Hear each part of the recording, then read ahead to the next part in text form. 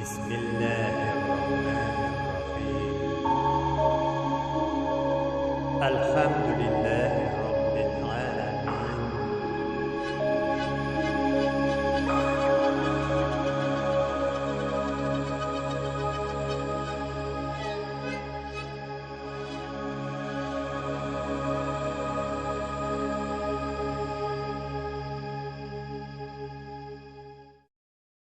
Assalamu alaikum wa rahmatullahi wa barakatuh. Muhtaram Müslüman kardeşler.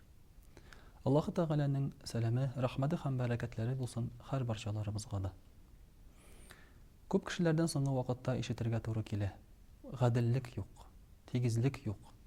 Kayağına barsan da biz gadillikni görmeybiz deyip zarlanalar. Elbette bu sözlerde nindidir dereslik var. Yer yüzünde bütün jerde de gadillik var deyip aytip bulmay. Lakin ana betinle yok deyip aytip bulmay. Şulay da eğer de mesela kimdindir haklары kısırıklansa, kimgedir ziyan getirseler, tiyişli eybirin bir meseler, biz gadillik turunda sileşe başlayız. Şuluk vakitte eğer de özümüz mesela kimdindir hakkına kirsek, tiyişsiz rəvişte özümüzge mal nimet alsak, gadillik turunda anlatıp jiberemiz. Gadillikning karşı yak sözü zulüm. Zulüm degen söz ul muhtaram kardeşler, zulüm bilen şevle kulegenin karangılıkның nigizi bir. Şuna göre Peygamberimiz sallallahu aleyhi ve sellem aytı: "Az-zulmu zulumatun yawmal kıyamah" di. Zulümlük di. Ul kıyamet gününde sizge karangılık bulup düşer di. Zulümlük degen söz demek ul kimningdir hakkın kısırıklaw, hakkın bermew, hakkın tölemew, gadilsizlik degen söz. Elbette gadilsiz bulurga yaramay dip biz sileşebiz. Lakin şuluk vakitta özübüz bütün jerde de gadil miken. Mesela muhtaram kardeşler, en birinci biz gadil miken Allahu Teala bilen. Allahu Teala ol bilgili bir derecege hakka iyi hem layıklı zat. Yani biz anın şuşu hakların tanıybız miken. Mesela eğer de biz birer işke barsak, eğer de bizden ol işte türebiz bar iken, şuşu türebizge sözün tınlamasak, boysunmasak, bu gadillik mi? Bu gadil tügül. Çünkü biz anın haklarını tanımayız. Biz bit özübüz rizalık bilen bu işke kildik. Mine bu uçurakta da şulay yok. Allahu Teala'nın haklarını tanımaw bu zulümlük, gadilsizlik. Hem Allahu Teala şuna şulay dip aytadi: "Kimdi mena ışanmay, mena boysunmay, ol zalim." Yani ziyan getirücü. Gadilsiz kişi. Lakin kimge karata? En birinci özüne karata. Muhtaram kardeşler, şulay yok görəbiz biz zulümlük, gadilsizlikni gap gadi turmuşda da. Eğer de kişi mesela nindidir işke urnaşkan iken, işli. Hem şuşu işin işlemi iken eğer de namus bilen, yerine jetkizmi iken, uram jiştiruçu da mesela uramni yaxşılap jiştirmay iken, okutucu yaxşılap okutmay iken, bu da öz vakitinde, öz derecesinde gadilsizlik kıla, zulümlük kıla. Çünkü ol haktan mahrum ite.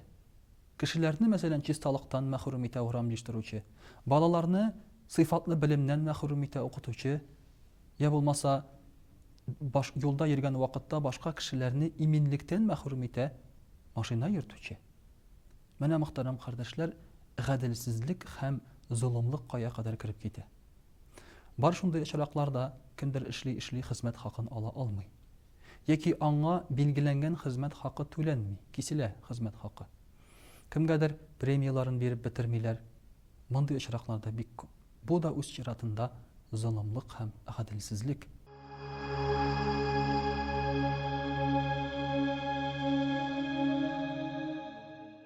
Gadilsizlik bizning her bir jerde çağılırga mümkün. Mesela eğer de sen öz balalarına tiyişli terbiye bermesen, bu da gadilsizlik. Bu da bit öz şiratında zulüm. Çünkü sen balalarını tiyişli terbiyeden mahrum ettin. Tiyişli bilimden mahrum ettin. Mene biz özümüzün balalarımızga terbiye berebiz miken? Mümkün muhtaram kardeşler, şulay da bularga, mesela kız bilen malay arasında gadilsiz bulurga. Birsin köbürek yaratıp ikincisini ezerek yaratırga. Biz bunun ali nersege alıp barganın anlamayız gına.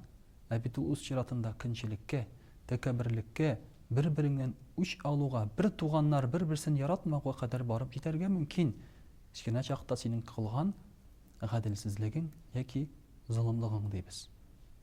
Мөхтәрәм кардәшләр, шулай итеп менә бу золым, залама дигән сүз ул түрәләргә генә түгел. Ягъни ниндидер бай кешеләргә генә түгел, кешеләргә эш бирүчеләргә генә түгел, ул безнең һәрберебезгә дә кагыла икән. Хаксызга, ягъни нахакка рәнҗетелгән һәрбер кешедә аларга карата бу золымлык булып санала. Мәсәлән, гайбәт сөйләдек. Гайбәт, моның нинди зыяны бар? Утырдың да сөйләштең. Ләкин әгәр дә син гайбәт сөйләгән вакытта, шушы синең сөйләгән сүзең дөрес түгел икән, монысы инде бохтан яла ягу. Син кешенең намусын бетерәсең, төшерәсең. Инде шушы кешегә киләчәктә эшкә урнашырга, башкалар белән аралашырга, яки барган җирендә аның турында инде фикерне тудырырга урын булып тора.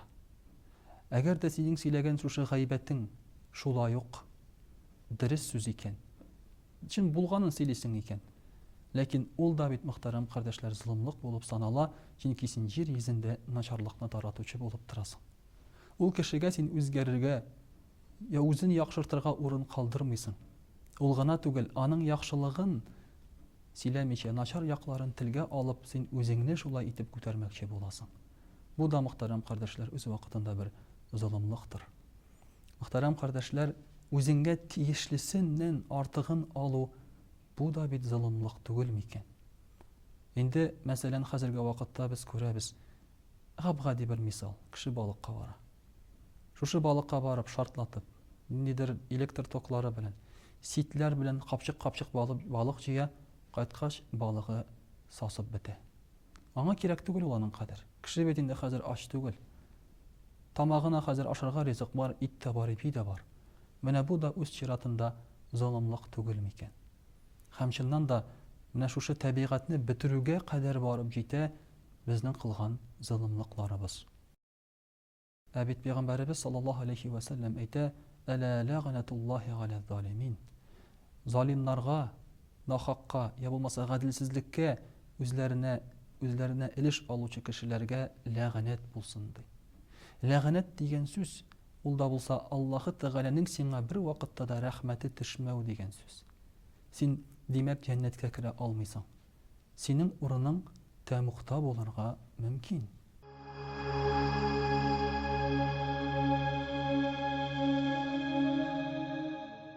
Нәрсә соң ул ислам, нәрсә соң ул дин дигәндә, без аны әйтәбез: гаделлек.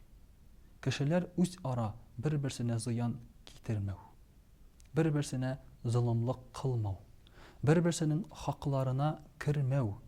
Менә ул, мөхтәрәм кардәшләр, ислам диненең төп аңлатмасы. Гаделлек дигән төшенчә, золым булмау, золым кылмау дигән төшенчә. Һәм шуның өчен кирәк тә бит ул безгә динебез. Чөнки кемдер диндә таба үзенә күңелгә тынычлык, ләкин Аллаһы Тәгалә бездән сораган һәр әмер ул золымлык кылмауга юнәлдерелгән, гаделлеккә юнәлдерелгән. Үзебезнең рухыбызга, җаныбызга карата, үзебезнең тәнебезгә карата. Мәсәлән, аракы эчмәү, ул безнең тәнебез алдында гаделлек. Без тәнебезне бозмыйбыз, аңа золымлык китермибез. Намаз уку, җаныбыз алдында булган гаделлек. Димәк, без җаныбызга золымлык китермибез, намаз укымыйча, Аллаһы Тәгалә белән аралашмыйча. Шул ук вакытта, мөхтәрәм кардәшләр, якыннарыбызга, туганнарыбызга да золымлык китермибез, аларның хакларын үтәп. Ир кеше үзенең ир ролен үти гаиләдә, хатын-кызның хакларына керми, аны тәэмин итә, аны саклый, яклый. Хатын-кыз да үз чиратында золымлык кылмый, иренә карата хыянәт итми, балаларны тәрбияли, ашарларга пешерә, кирләрен юа һәм шушы иргә буйсына. Менә бу да, мөхтәрәм кардәшләр, гаделлек, золымлык кылмау. Шуның өчен дә кемдер әйтә икән, җир йөзендә бит әллә нинди золымлар бар. Кеше кешене үтерә, кеше кешене талый, ә мин кылган әйбер нәрсә инде ул дисә, бик зур нәрсә. Бик зур нәрсә, бөтен әйбер дә кичкенәдән башлана. Менә бүген син гаиләдә нинди булсаң, иртәгә илдә шундый буласың. Бүген син сүзеңдә нинди булсаң, иртәгә эшеңдә шундый буласың. Бүген йөрәгеңдә нинди булсаң, иртәгә сүзеңдә шундый буласың. Бөтен нәрсә башлана кичкенәдән. Кичкенәдән үк гаделлек табырга өйрәнсәк, үзебезгә карата, шулай ук гаиләбездә, эшебезгә карата, сөйләвебездә карата, ул вакытта, мөхтәрәм кардәшләр, безнең яныбызда да гаделлек булыр. Чөнки бит Аллаһ Тәгалә шул дәрәҗәдә гадел дигән сыйфаты бар Аллаһ Тәгаләнең.